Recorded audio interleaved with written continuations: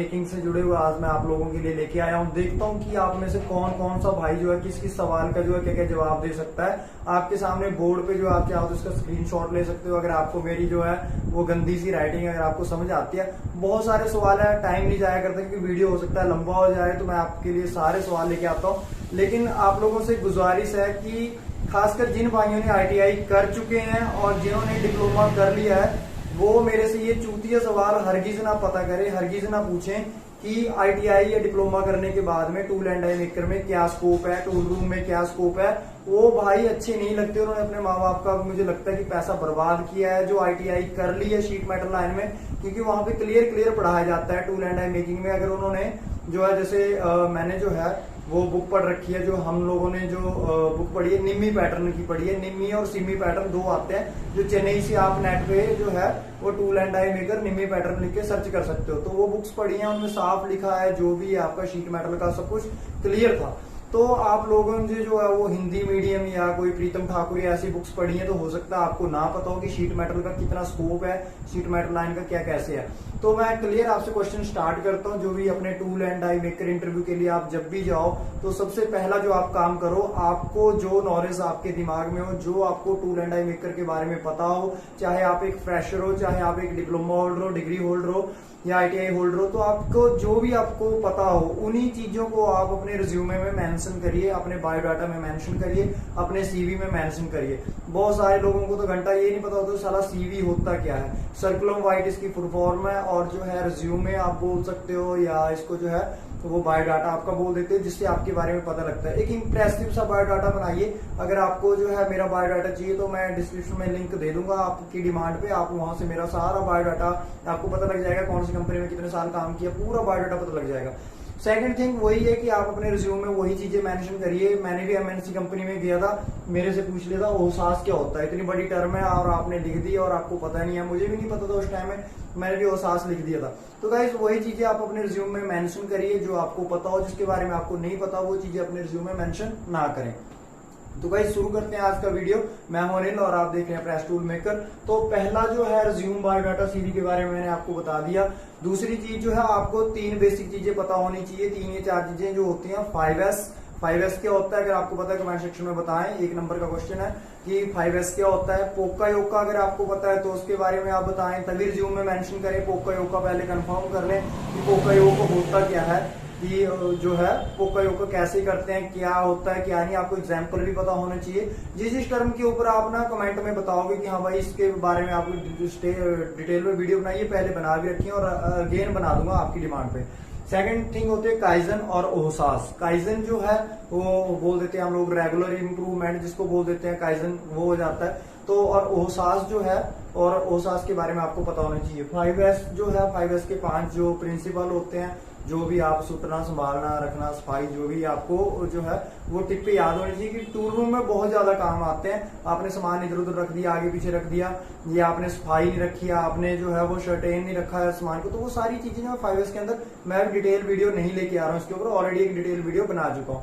Kaizen के ऊपर आपको बता दिया, ओसास। ये दो आपको पहले तो बेसिक सी चीजें ही आपको पता होनी चाहिए। कहीं भी टूल रूम में इंटरव्यू देने आप जा रहे हो, 5S, पोका योका, काइजन, ओसास। छोटी मोटी वर्कशॉप में जा रहे हो तो वहां नहीं, अगर किसी MNC अच्छी कंपनी में इंटरव्यू देने जा रहे हो तो ये सारी चीजें पता होनी चाहिए। जैसे JVM हो गया, मारुति हो गया, होंडा हो गया, इस तरह की बड़ी कंपनीज में, या हीरो होगी, मतलब जितनी भी कंपनीज है ऐसी। और उसके बाद हम जो जहां बंदा बहुत ज्यादा कंफ्यूज होता है, वो जो पहला क्वेश्चन डाइयों से रिलेटेड किया जाता है, टाइप्स ऑफ टूल्स। डाइयों के टाइप्स और टूल के ऑपरेशंस में बंदा बहुत ज्यादा कंफ्यूज होता है। देखो दोस्तों, डाइयों के जो टाइप्स होते हैं उनको आप ऐसे रख सकते हो। डाइयों के जो है बेसिकली 3 टाइप होते हैं। एक टाइप में मैं भी कंफ्यूज हूं, तो वो मैं आपसे पूछ लूंगा। टूल के 3 टाइप होते हैं। पहले होता है सिंपल टूल, एक ऑपरेशन हो रहा है, खाली है तो पियर्सिंग हो रही होगी, या ट्रिमिंग हो रही होगी, या ब्लैंकिंग हो रही होगी, सिर्फ एक ऑपरेशन हो रहा होगा एक डाई में, तो उस डाई को हम बोल देते हैं सिंपल टूल। सेकंड होता है 2 आगे, यानी कि 2 ऑपरेशन इकट्ठे हो रहे हैं, तो उसको हम बोल देते हैं कंपाउंड टूल। एक सिंगल स्ट्रोक के ऊपर जब 2 ऑपरेशन एक बार में हो रहे होते हैं तो उसको बोल देते हैं हम लोग कंपाउंड डाई। तो ये पूछा जाएगा कंपाउंड डाई क्या होती है, आपको बता दिए कि 2 ऑपरेशन एक ही बार में एक ही स्टेज के ऊपर हो रहे हैं। आप चाहो तो मेरी वीडियो को रुक रुक के देख सकते हो, क्योंकि थोड़ा फास्ट इसलिए बोल रहा था कि वीडियो में सारे क्वेश्चन जो है आज आपके जो कवर हो जाए और आप इन क्वेश्चन की तैयारी करके अच्छे से जाओ। तीसरा जो क्वेश्चन आता है आपका, वो इसमें साथ में जो है वो ऑपरेशन, टाइप्स ऑफ ऑपरेशंस पूछे जाते हैं। सॉरी, एक चीज मैं आपको बताना भूल गया, जो आपका ये जो टाइप्स ऑफ टूल्स में एक आता है प्रोग्रेसिव टूल, थर्ड जो तीसरे नंबर पे आता है सिंपल, सेकंड में कंपाउंड, थर्ड आता है प्रोग्रेसिव।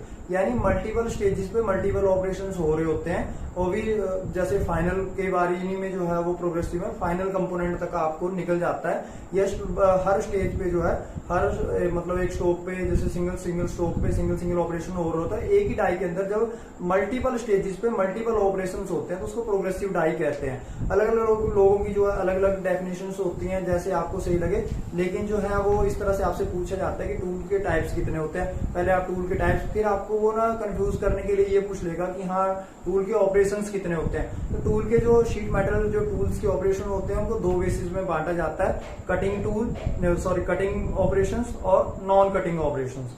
कटिंग ऑपरेशंस में आपने बताना है कि हाँ भाई ट्रिमिंग है, ब्लैंकिंग है, वो आपने सारे देखने हैं। हर ऑपरेशन के बारे में आपको पता होना चाहिए। इनमें से ना कुछ खास ऑपरेशन के बारे में आप जो है वो ध्यान से वो करना, जैसे कि एम्बोजिंग क्या होता है, उसके बाद में जो है वो फ्लेयरिंग क्या होता है, कर्लिंग क्या होता है, सेविंग क्या होता है। इस तरह के मतलब जो कटिंग नॉन कटिंग ऑपरेशंस हैं वो, उनमें ऐसे ऑपरेशन बहुत सारे हैं जिनके बारे में आप ना डीप स्टडी करके जाइए। शीट मेटल के जितने भी ऑपरेशन है उनको डीप स्टडी करिए और उनकी डेफिनेशन याद रखिए।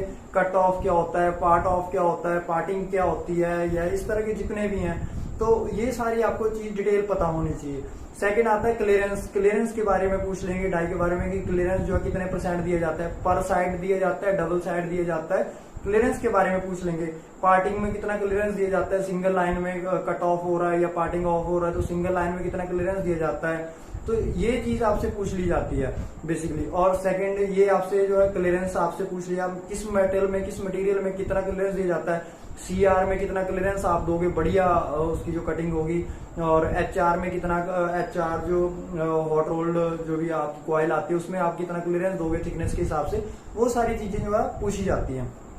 ब्रास में कितना क्लियरेंस दिया जाएगा या कॉपर में कितना क्लियरेंस दिया जाएगा, तो ये आपको सारी चीजें पता होनी चाहिए अगर आप इंटरव्यू में गए हो।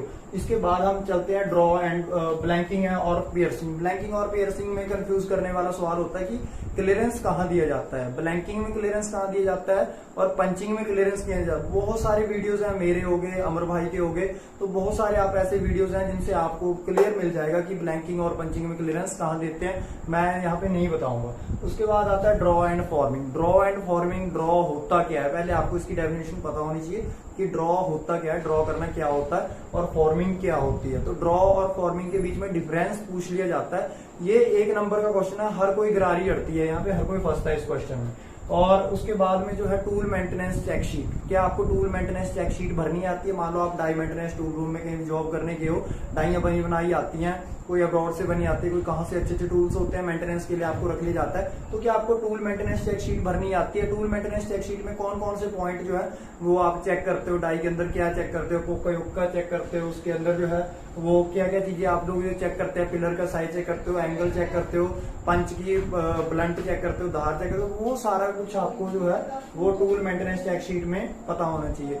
फिर होते हैं टूल की मेंटेनेंस कितने टाइप्स की होती है। टूल की हम लोग जो मेंटेन करते हैं, प्रिवेंटिव कर रहे हैं, ऑनलाइन मेंटेनेंस कर रहे हैं, वो कितने टाइप्स की होती है वो आपको थोड़ी डिटेल पता होनी चाहिए। आप जो भी जहां भी आपको डाउट लगे भाई आप लोग जो कमेंट सेक्शन में मेरे से पूछ सकते हैं। ये हो गया जो भी है। उसके बाद टूल एनालिसिस क्या होता है। एक जापानीज कंपनी में मैं गया हुआ था, जो ये आइसन कंपनी के नाम पे रोहतक में अपनी, ये इसमें मतलब सिलेक्शन तो नहीं हुआ था उस टाइम में मेरा, लेकिन उन्होंने जो क्वेश्चन पुट किया था वो किया टूल एनालिसिस क्या होता है। टूल एनालिसिस क्या होता है? टूल में प्रॉब्लम आई, आपने देखी, आपने उसको क्या एनालाइज किया, क्यों प्रॉब्लम आई, दोबारा ना आए, वो सारी चीजें जो है टूल एनालिसिस के अंदर आती हैं। उसके बाद जो है वो क्वेश्चन तो दोस्तों बहुत सारे हैं, क्योंकि जहां आप इंटरव्यू देने गए हो वहां पे बंदा क्या कुछ पूछ ले, कुछ पता नहीं होता। लेकिन हो सकता है इस वीडियो में मैं ना कवर पाऊं, तो मैं जो मशीनिंग से जुड़े क्वेश्चन है वो भी हो गए और ये भी हो गए। एक क्वेश्चन मेरे दिमाग में आ रहा था, शायद मैं भूल ना जाऊं। जो अपनी जो मिलिंग होती है, मिलिंग के अंदर एक बैकलैश होती है, बैकलैश की एक प्रॉब्लम होती है, डिफॉल्ट होता है बैकलैश जिसको बोलते हैं। डीआरओ जब हम लोग काम करते हैं डीआरओ में, तो उसमें एक बैकलैश प्रॉब्लम होती है। कमेंट सेक्शन में बताइए कि बैकलैश की प्रॉब्लम क्या होती है, डीआरओ के अंदर ये बैकलैश सिस्टम क्या होता है, और डीआरओ की फुल फॉर्म जरूर लिखना कि डीआरओ की जो फुल फॉर्म है वो क्या होती है। किसी ने मेरे से क्वेश्चन पूछा था। अब इसके बाद जो है टाइप्स ऑफ पिलर्स, पिलर के टाइप कितने होते हैं, जो बुश पिलर आते हैं आपके, गाइड बुश और पिलर आते हैं, उनके टाइप्स कितने होते हैं, जो किस किस तरह के टाइप्स होते हैं, उनमें क्या क्या हिसाब होते हैं, जैसे हील गाइड हो गया, नॉर्मल जो सिंपल अपने जो बुश आते हैं, बुश और गाइड बुश और पिलर आते हैं, या बॉल केज आते हैं। तो ये टाइप्स आपको पता होने चाहिए कि किस किस टाइप्स के जो है पिलर्स होते हैं जब भी कहीं इंटरव्यू देने जाओ आप। ये हो गया आपका। और इनका जो क्लियरेंस होता है, बीच में जो क्लियरेंस होता है वो कौन सा फिटिंग का कौन सा टाइप में आता है, क्लियरेंस क्या है, मतलब कितना क्लियरेंस रखा जाता है बुश और पिलर, किस साइज के हिसाब से कितना बुश और पिलर वो रखा जाता है। तो अगर आपने जो है ये टाइप्स ऑफ फिट पढ़ा है, होल बेसिक सिस्टम और सॉफ्ट बेसिक सिस्टम, तो इसके अंदर आपने ये पढ़ा होगा कि इनमें कितना क्लियरेंस, जो फिट के जो आपने टाइप्स पढ़े हैं और फिट का जो सारा फंडामेंटल आपने पढ़ा है, तो उसके ऊपर आपको पता होगा कि फिटिंग, इनका जो फिटिंग जो साइज होता है, डाया बाई डाइस क्या जो है वो इनके अंदर क्लियरेंस रखा जाता है, कितना इनके अंदर गैप, मेटिंग गैप रखा जाता है। तो ये हो गया। उसके बाद में जो है इंस्ट्रूमेंट एंड मटेरियल की आपको नॉलेज होनी चाहिए। डाई के अंदर कटिंग मटेरियल कौन सा यूज करते हैं, जैसे मैं आपको बता दूं SKD11 यूज होता है, D2 यूज होता है, और इनका हीट ट्रीटमेंट कैसे होता है, SCCR हो गया, SKD11 हो गया, एक OHNS भी करके मटेरियल आता है, लेकिन उसकी हार्डनेस जो है वो मुश्किल से 50-52 की आती है, वो थोड़ी हार्डनेस कम होती है, OHNS भी यूज करते हैं।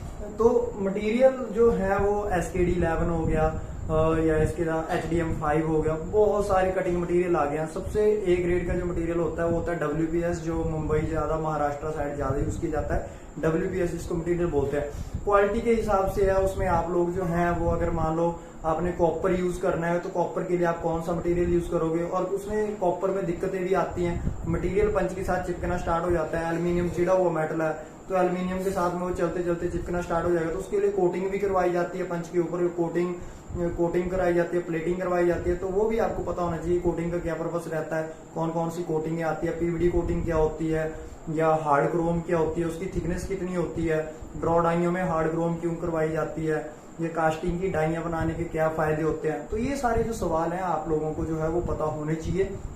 बेसिकली जिस सवाल के बारे में आपको नहीं पता उसको आप ध्यान से सुनो और कमेंट सेक्शन में पूछो कि भाई मुझे यहाँ पे ये चीज नहीं पता। और वो ही मैंने आपको बताया कि वो बेवकूफी मत करिए कि डिप्लोमा करने के बाद अगर आप मुझे कॉल कर रहे हो कि भाई क्या स्कोप है tool and die making line में, तो टोटली मैं आपको कह रहा हूँ कि आपने अपने माँ बाप के जो पैसा है उसको बर्बाद किया है। कोई फायदा नहीं है मुझे पूछने का, मैं आपकी कॉल पिक नहीं करूंगा, काट दूंगा।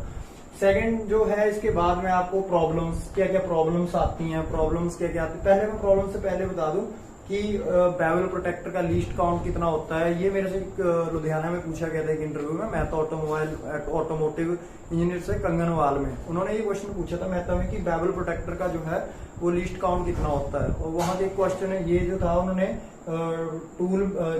टूल मेंटेनेंस चेक शीट थी, उन्होंने भरने को दी थी, तो मैंने उनको सारा कुछ चेक करके भर के सारा कुछ उनको दिया था करके कि टूल मेंटेनेंस चेक शीट कैसे भरते हैं। ये एक प्रोसीजर है, तो आपको भी अगर टूल मेंटेनेंस चेक शीट अगर आप भरना चाहते हो तो मैं आपके लिए वो पूरी लिस्ट प्रोवाइड करवा दूंगा आपको। अगर आपको चाहिए होगी तो मैं पूरी चेक शीट आपको दे दूंगा कि डाई के अंदर क्या क्या चीजें, कहाँ से क्या क्या चीजें जो है चेक करते हैं। तो गाइज इंस्ट्रूमेंट के बारे में आपको पता होना चाहिए, वर्नियर का आपको पता होता है, माइक्रोमीटर का आपको पता होता है, वर्नियर माइक्रोमीटर का बेसिक प्रिंसिपल क्या है, वर्नियर का बेसिक प्रिंसिपल, माइक्रोमीटर का बेसिक प्रिंसिपल क्या है, इसके बारे में आपको नॉलेज होनी चाहिए।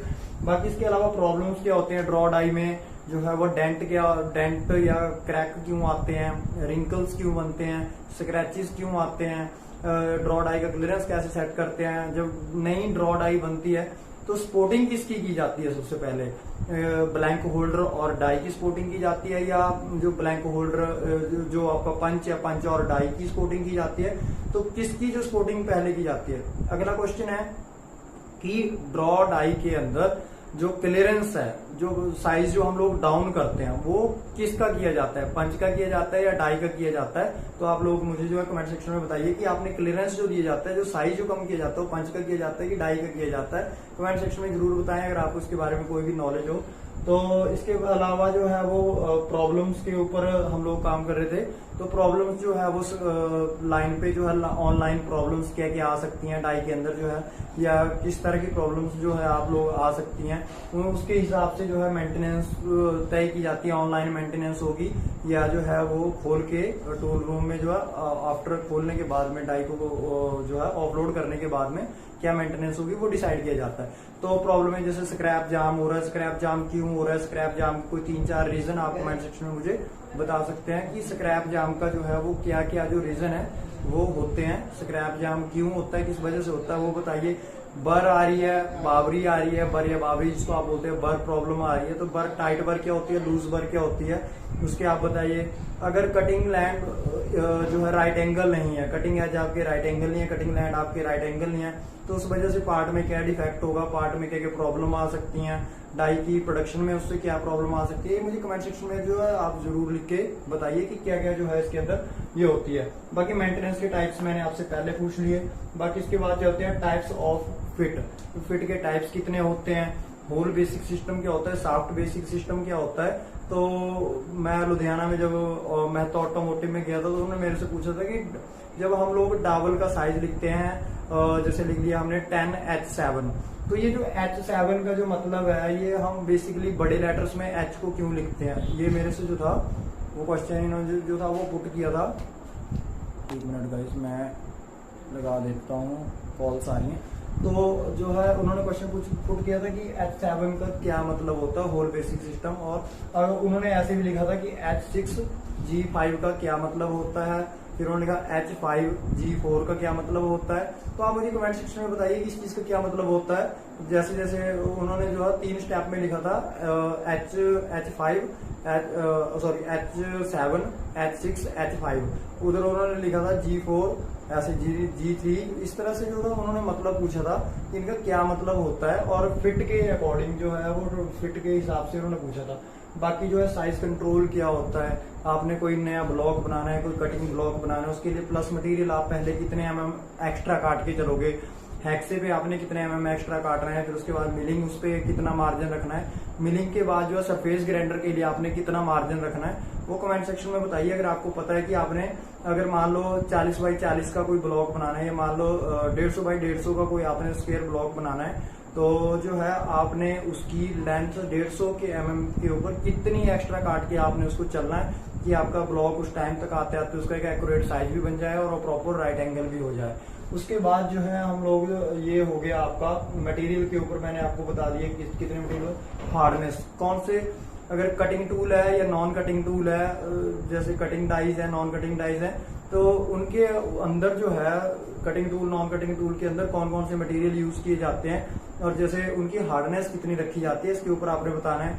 बेंडिंग डाइज है, उनमें कौन से मटेरियल यूज किए जाते हैं, नॉन कटिंग जो मतलब जो कटिंग वाली डाई है उनके आपको ऑलरेडी मैंने बता ही दिए। उनकी हार्डनेस रॉकवेल सिस्टम आता है हार्डनेस चेक करने का, HRC जिसको बोलते हैं हार्डनेस रॉकवेल टेस्टर होता है, उसके अंदर HRC चेक की जाती है। आपसे पूछा जा सकता है कि हार्डनेस कैसे चेक करते हैं, तो आप बोल सकते हो कि हार्डनेस जो चेक करने का जो आता है वो हार्डनेस रॉकवेल टेस्टर आता है, तो उसके अंदर जो है HRC आपकी चेक की जाती है। 2 तरह की होती है, एक तो आता है आपका हार्डनेस टेस्टर बॉल आता है, हार्डनेस जो ये रॉकवेल सिस्टम एक बॉल के अंदर आता है, और एक आता है आपका उसमें जो आपका मेटल के लिए, मतलब मेटल का मतलब ये है कि आपका जो है वो खासकर जो कास्टिंग है उसके लिए बॉल टाइप आता है, और जो दूसरा है उसके लिए आपका जो जैसे नॉर्मल मेटल्स चेक होती हैं, जैसे आपकी ये हार्डनेस चेक करते हैं D2 SCCR वगैरह, तो इसके लिए जो आता है वो